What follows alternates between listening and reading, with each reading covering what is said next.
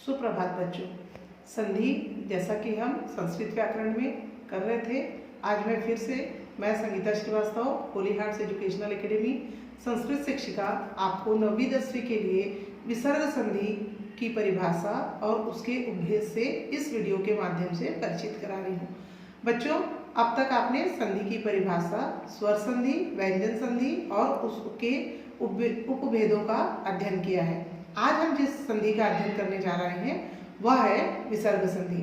और विसर्ग संधि संस्कृत भाषा में एक महत्वपूर्ण स्थान अपना रखता है। तो बच्चों, इसकी परिभाषा है, विसर्ग के पश्चात यदि स्वर या व्यंजन वर्ण आता है और उसके मेल से जो विकार उत्पन्न होता है उसे हम विसर्ग संधि कहते हैं।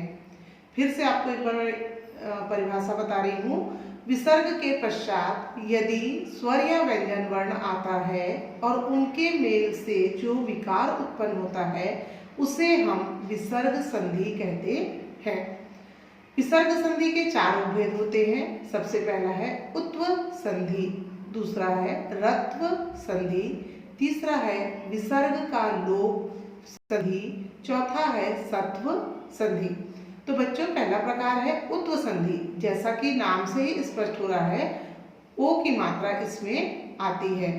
तो विसर्ग के पश्चात यदि कोई भी स्वर आता है तो विसर्ग के स्थान पर ओ की मात्रा लगती है। जैसे मृगः प्लस अपि, तो ये हो जाता है आपका मृगो अपि। यहाँ पर अ के स्थान पर हम अवग्रह चिन्ह का प्रयोग करते हैं। मैंने पहले ही आपको बताया था कि अवग्रह चिन्ह क्या होता है, जहाँ पर हम अंग्रेजी के एस अक्षर के तरह हम उसका प्रयोग करते हैं।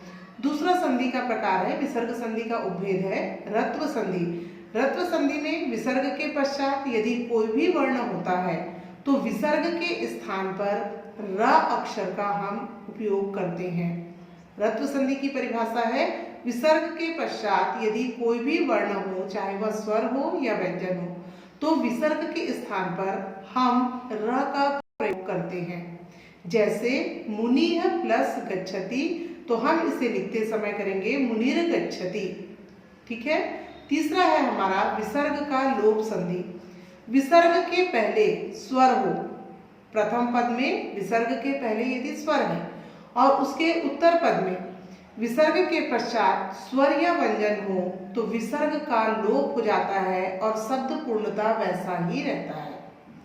विसर्ग का लोप संधि में यदि पूर्व पद में विसर्ग के पहले कोई स्वर हो और उत्तर पद में विसर्ग के बाद पहला अक्षर चाहे स्वर हो या व्यंजन हो तो विसर्ग का यहाँ पर लोप होता है और शब्द पुनः वैसा का वैसा ही लिखा जाता है। जैसे ईशः प्लस इक्षते, तो इश इक्षते। चौथा इसका उपभेद है सत्व संधि।